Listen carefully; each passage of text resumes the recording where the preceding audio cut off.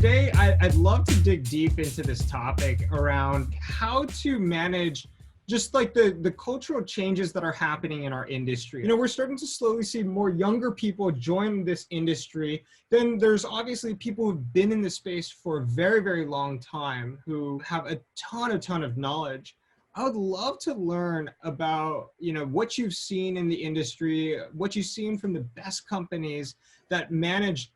basically two different types of generations within the workspace. Yeah, so I think that the big thing first is just to embrace reality around it, right? It's the first time in history that the boomer generation has had another generation of equal size in the workforce. And that's creating a whole lot of really interesting challenges, shall we say, across the board. So you have one group of folks that are towards the end of their career and have gone through, you know, some level of automation and what they're seeing as far as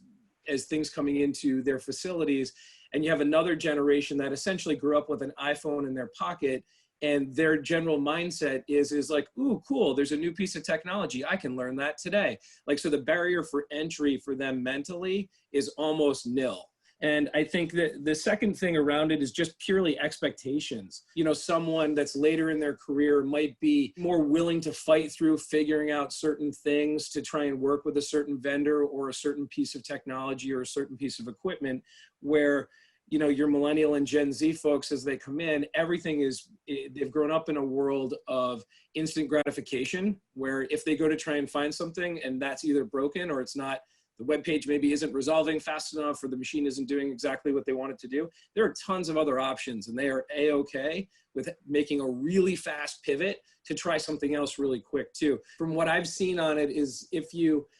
go forward and really empower your millennial and Gen Z folks that are coming in to have an impact, you see much higher returns on that group of employees and the folks on the team than if you try and, you know, push them into a single role and say, hey, no, you need to, you know, put your years in before you're allowed to speak and bring up new things.